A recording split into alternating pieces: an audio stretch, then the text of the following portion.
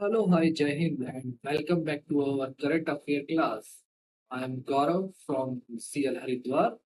Let's get started with the latest update in current affairs. शुरू करते हैं पहली न्यूज की,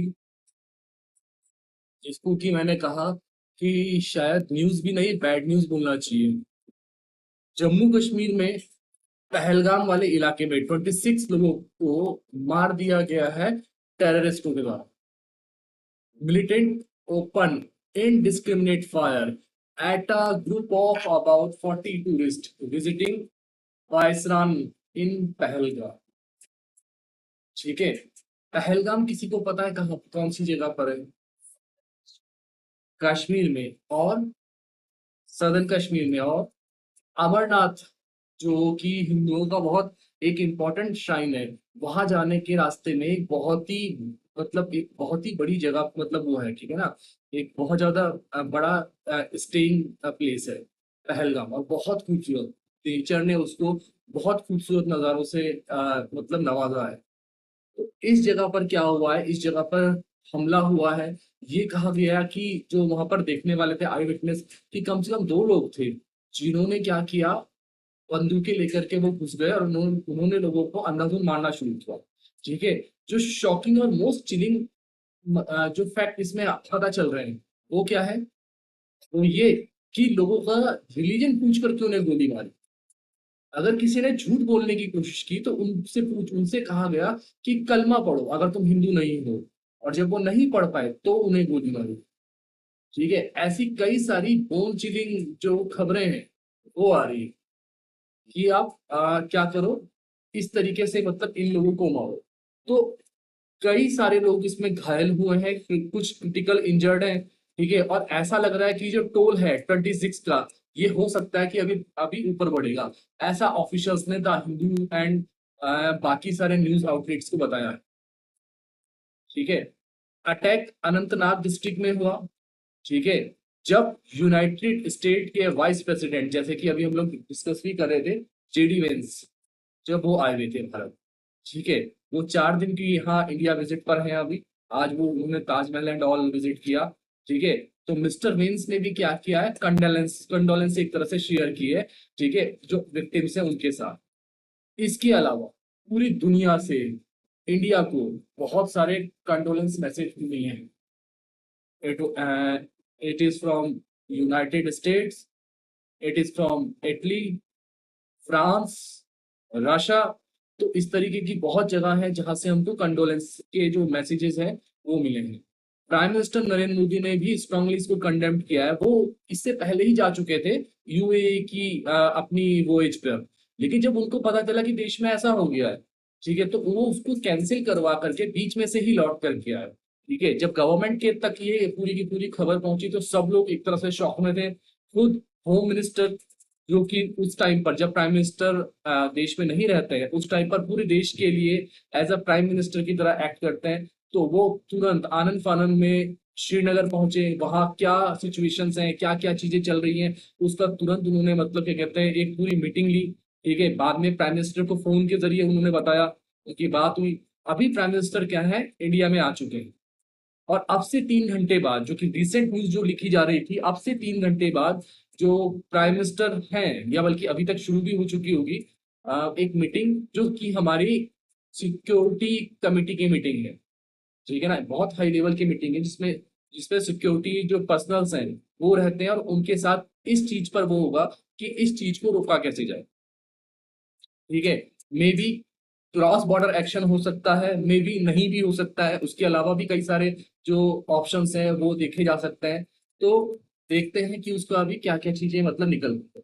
तो ये हुआ है, कहते हैं, ये कहा गया है, जब पता किया, जब हमारे सिक्योरिटी फोर्सेस उस पूरे इलाके में फैली, और जब सर्च ऑपरेशन चला एंड ऑल सब चीजें पता चली, हमारी जो सीक्रेट एजेंसीज है जब वो एक तरह से एक्टिव हुई उस साइड पर, तो ये चीज पता चली है कि इसकी पूरी की पूरी जो जिम्मेदारी है वो लिया है द रेजिस्टेंट फ्रंट।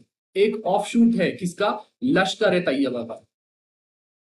ठीक है, claimed responsibility for the attack. However, security agencies did not confirm the veracity of claim, अभी सिक्योरिटी एजेंसीज ने इसको क्या किया है, क्लेम को मतलब वो नहीं किया है। The outfit alleges that 85,000 domicile certificate have been issued to non-locals, creating a pathway for a demographic change in Jammu and Kashmir। ठीक है, ये इस चीज के लिए जाने जाने वाली एक ऑर्गेनाइजेशन।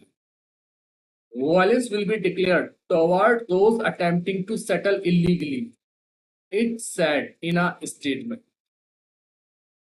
ओके, 16 लोग तो ऑन द स्पॉट मरे, और एक दो तीन कुछ ऐसी फोटोज हैं जो कि मुझे नहीं लगता कि उसे कोई भी भुला पा रहा है। ठीक है, लोग उसके नीचे कैप्शन लिख लिख करके भेज रहे हैं, जैसे किसी की शादी हुई थी, एक यंग नेवी ऑफिसर थे, उनकी डेथ हुई और उनकी वाइफ उनके बगल में जस्ट मौन कर रही है।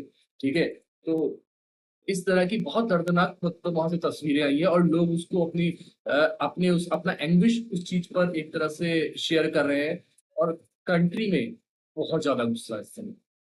चीजें रैपिडली चेंज हो रही है, मिलिट्रिकली भी और वैसे भी स्ट्रेटेजिकली भी, डेमो एक तरह से डिप्लोमेटिकली भी बहुत सारी चीजें क्या हो रही है, चेंज हो रही है लगातार बहुत तेजी से। तो इट में भी कि कुछ बड़ा होने की जो मतलब एक तरह की मतलब वो है ना, स्पेक्यूलेशन है, उससे कुछ मतलब आप इनकार नहीं कर सकते कि कुछ बड़ा एक्शन हो जाए। ये चीजें हैं। The terrorists, whose numbers could not be ascertained immediately, took advantage of the non-motorable destination popular among honeymoons, trekkers, and adventure junkies to target tourists and ensure that any help from authorities would take time to reach them। Officials ने ये कहा।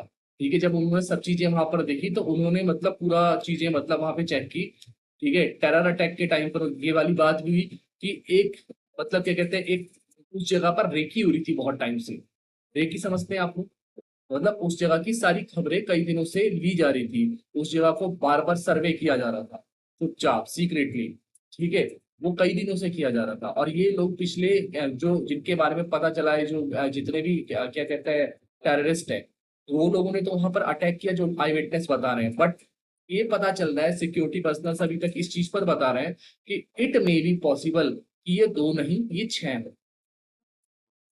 ठीक है, और ये सबके सब पाकिस्तान से इंडिया में आए, जो अभी तक की रिसेंट अपडेट आ रही है। ठीक है, इसके पीछे एक चीज और है, ये जो हमला हुआ है और स्पेसिफिकली क्या हुआ है, हिंदू टारगेटेड हुआ है कि हिंदू करके आपका रिलीजन पूछेंगे तो वो आपको गोली मारेंगे। इस पूरे हमले में 2 फॉरेनर भी, उनकी भी डेथ हुई है। उनमें से यूएई का था और दूसरा नेपाल का। ठीक, तो उनकी भी इसमें डेथ हुई है। तो इस तरीके से ये जो मामला है एक्स्ट्रा सेंसिटिव बन जाता है। अपने देश के तो लोग मरे ही, अपने तो 26-25 के अराउंड तो मतलब लोग गए, लेकिन जो फॉरेनर गए, हम उनकी कंट्री को क्या जवाब देंगे? तो एज अ डिप्लोमेटिकली भी ये बहुत बड़ा मतलब एक चैलेंज बन जाता है इंडिया के लिए। तो डेफिनेटली इसका रिटेलिएट तो होगा। कुछ लोग कह रहे हैं कि वक्फ अमेंडमेंट एक्ट के बारे में ये है, लेकिन देखो वक्फ अमेंडमेंट एक्ट जो है वो हमारे देश के मुस्लिम्स भी उस चीज को बहुत साफ कर चुके हैं कि वो हमारा इंटरनली मामला है, हमें पाकिस्तान से कुछ लेना देना उसके लिए है नहीं। ठीक है, उनका कहना है कि हम लोग इस पर क्या कहते हैं लड़ाई जारी रखेंगे, हमारे केस जो है वो सुप्रीम कोर्ट पर ऑलरेडी है।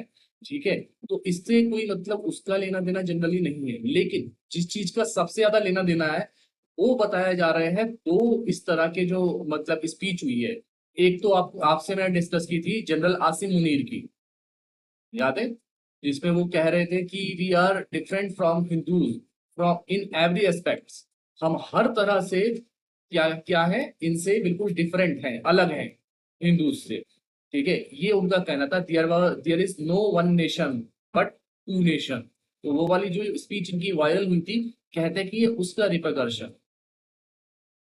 ठीक है, तो ये चीजें है, अभी देखते हैं कि क्या चीजें यहाँ पर निकल के सामने आती। वैसे बता दूं, पहलगाम क्या है, वो हमेशा हाईली सिक्योरिटी जोन रहा है throughout the years, not this year but हर ईयर।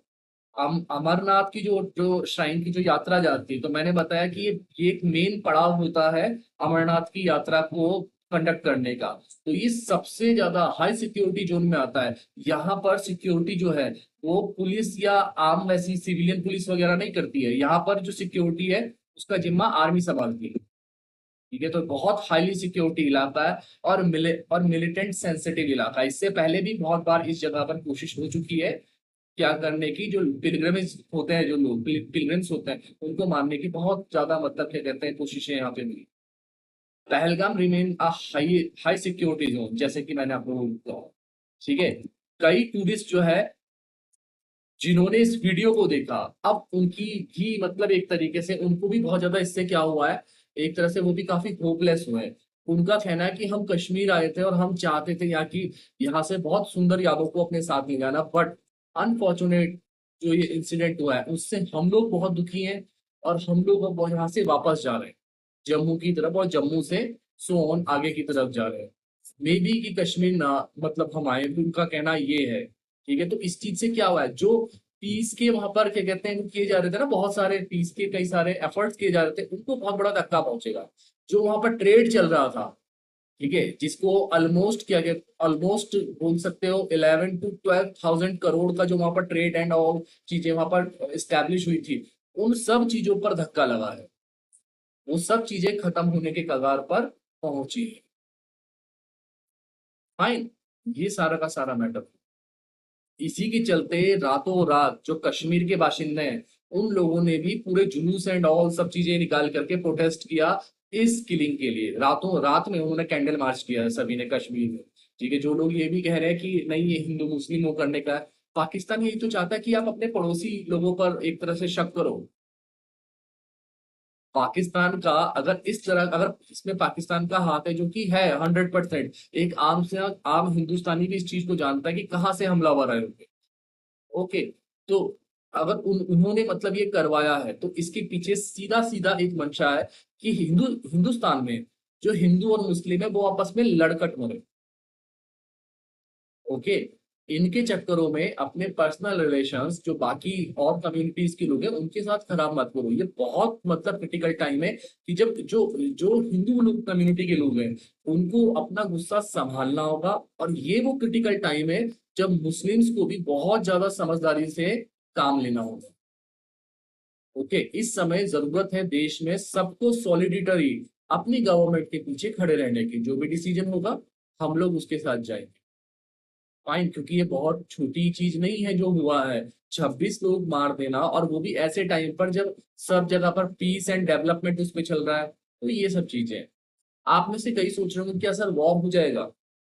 देखो, ऑल आउट वॉर तो बहुत ज्यादा मुश्किल है आज के टाइम पर। ठीक है, जो भी मिलिट्री स्ट्रेटेजिस्ट हैं और जो भी बाकी लोग हैं वो कह रहे हैं कि ऑल आउट वॉर नहीं हो सकता। उसके पीछे रीजन है क्योंकि अभी हम लोग डेवलपिंग स्टेज पर हैं। ठीक है, हम लोग क्या है, डेवलपिंग स्टेज पर है। तो डेवलपिंग स्टेज पर मतलब इस तरीके की चीजें करना, और स्पेशली कश्मीर में तो बहुत सारा डेवलपमेंट का काम चल रहा है। तो अगर हम ऑल आउट वॉर की तरफ जाते हैं तो इससे एक बहुत बड़ी दिक्कत हो जाएगी अपनी कंट्री के लिए, कि हम दुनिया को वो रिप्रेजेंट नहीं कर पाएंगे जो कश्मीर में हम लोग अभी तक दे रहे हैं, बता रहे हैं दुनिया। ठीक है, और पाकिस्तान यही चाहता है। हाँ, कई सारे ऑप्शंस हैं जिसमें क्या हो सकता है, जिसमें इनकी कमर तोड़ी जा सकती है, ये जितने भी लश्कर तैयबा एंड ऑल जितनी भी मतलब चीजें हैं। ठीक है, इंडस रिवर का जो पानी है आप उसको डाइवर्ट कर सकते हो, आपके पास बहुत सारे डिप्लोमेटिकली पाकिस्तान को अलग अलग कर सकते हो, जो कि ऑलरेडी हम कर भी चुके हैं, हमें बहुत हद तक सक्सेस मिली भी है इस चीज को करने में। ठीक है, उनकी जो फंडिंग है आप उसको रुकवा सकते हो। इस टाइम पर तो बहुत ज्यादा नीड है कि प्राइम मिनिस्टर, रशियन प्रेसिडेंट और अमेरिकन प्रेसिडेंट और फ्रेंच प्रेसिडेंट जैसे जो बड़े बड़े वर्ल्ड लीडर हैं, ग्लोबल लीडर हैं, उनसे बात करें, उन्हें कॉन्फिडेंस मिले और पाकिस्तान पर रिटेलिएट करें। ठीक है, अगर उन पर भी रिटेलिएट नहीं करते, अगर इस चीज से इस बात की मतलब स्पेक्यूलेशन हो सकता है, इस चीज की मतलब संभावना हो सकती है कि बैटल हो सक वॉर हो सकता है कोई, तो मत कीजिए। लेकिन एटलीस्ट जो इस चीज के लिए रिस्पॉन्सिबल ग्रुप्स हैं आप उनको तो एलिमिनेट कीजिए। ठीक है, ऑल आउट वॉर किसी भी देश के लिए अच्छा नहीं होता, हम भी नहीं चाहते हैं। बट अगर सामने वाला उतर जाए इसी बात पर कि हमको लड़ाई ही करनी है, तो फिर हमारे पास ऑप्शन क्या रह जाता है, फिर क्या ऑप्शन रह जाता है। और अगर आप तब भाग रहे हो फिर आप कायर कहलाने लायक। ठीक है ना, ये सारी की सारी चीजें तो अभी देखिए, इस पर कोई भी बहुत बड़ा कमेंट करना जल्दबाजी होगी। इस समय कुछ भी नहीं कहना। और मैं ये कहूंगा कि इसके चलते कंट्री में माहौल और अपने आसपास के लोगों को एक सेपरेट फील कराना बिल्कुल भी मतलब ना कीजिए इस तरह के अटैम्प्ट, क्योंकि यही वो चीज है जो जितने भी टेररिस्ट ग्रुप है वो चाहते हैं कि इंडिया में मुस्लिम हिंदू के अगेंस्ट हो जाए, हिंदू मुस्लिम के अगेंस्ट हो जाए, और ये कंट्री आपस में लड़ करके एक दूसरे को मार दे, और हम लोग यहाँ पर आराम से रूल करें। उनका पूरा का पूरा एक वो सेट है गजवाए हिंद का, फाइन। और वो चाहते हैं कि कुछ इस तरह का हम लोग करें जो कि खतरनाक है। इस समय बहुत जरूरत है, मैंने बताया, मैंने अपनी बात को आपके सामने रखा, और मैंने वैसे भी कहा कि बहुत जरूरत है कि सब साथ खड़े रहें, उनके मंसूबों को कामयाब होने ही नहीं देना है, और उनका सिर्फ ये है कि हिंदू मुस्लिम आपस में लड़ाई।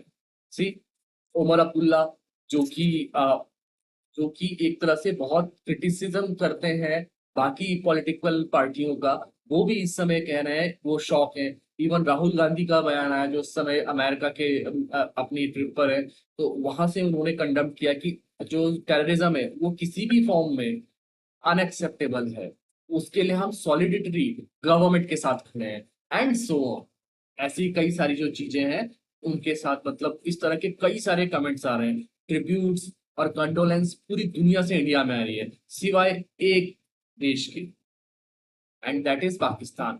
उनके सुबह सुबह मिनिस्टर ये चीज का स्टेटमेंट देते हैं कि हमने ये सब कुछ नहीं किया, इसमें हमारा कोई हाथ नहीं है, no condolence offered, no nothing, कुछ भी बोल, ठीक है। तो ये वहां का एक तरह से बयान है। फिलहाल देश में गुस्सा है, देखते हैं अभी आगे की चीजें क्या क्या और किस तरफ मोड़ेंगे।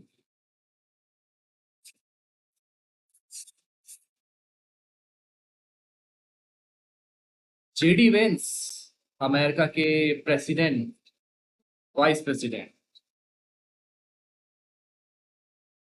वेंस ने एक तरीके से कहा है इंडिया और यूएस के बीच जो टाइज हैं वो और गहरी होंगी, किसमें, डिफेंस और एनर्जी सेक्टर, ठीक है। ये किसने कहा है, ये वेंस ने कहा है कि हम लोग इसमें और ज्यादा एक तरीके से मतलब क्लोजर टाई रखेंगे, और इस पर इन्होंने बात की है।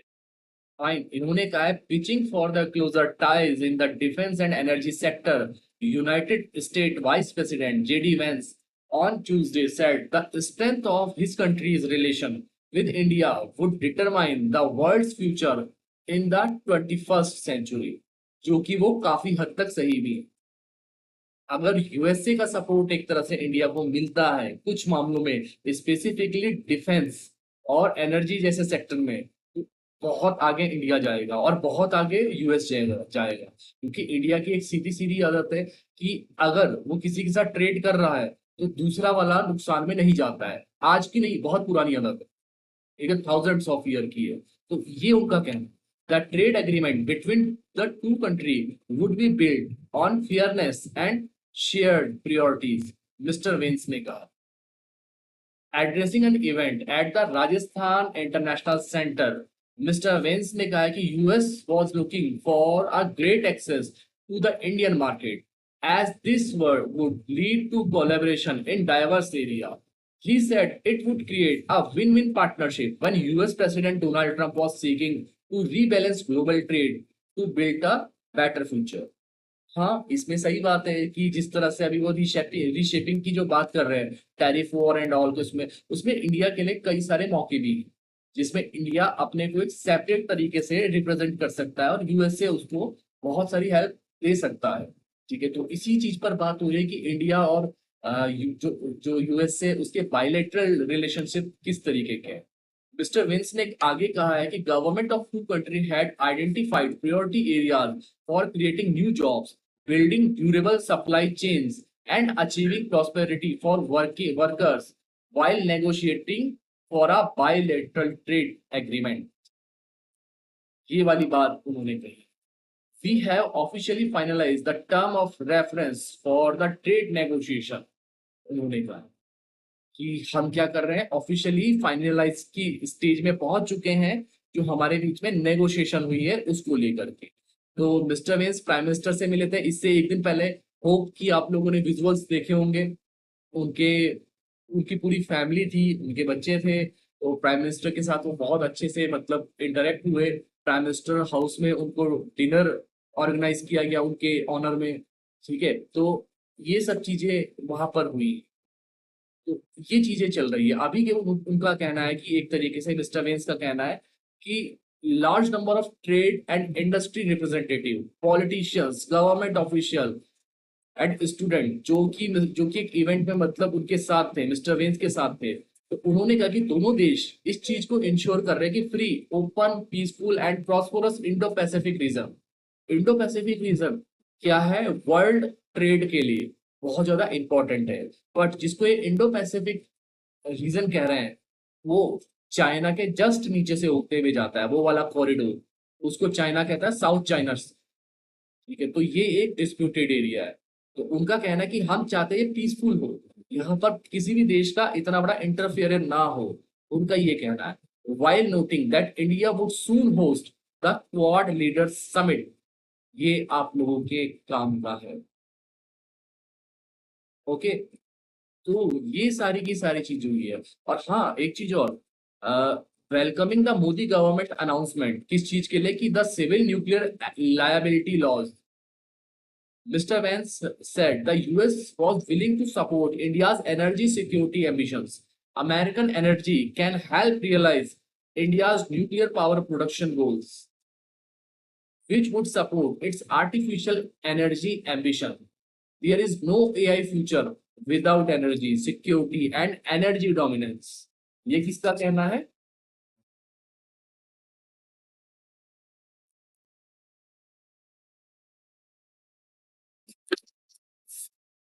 Anyone had any?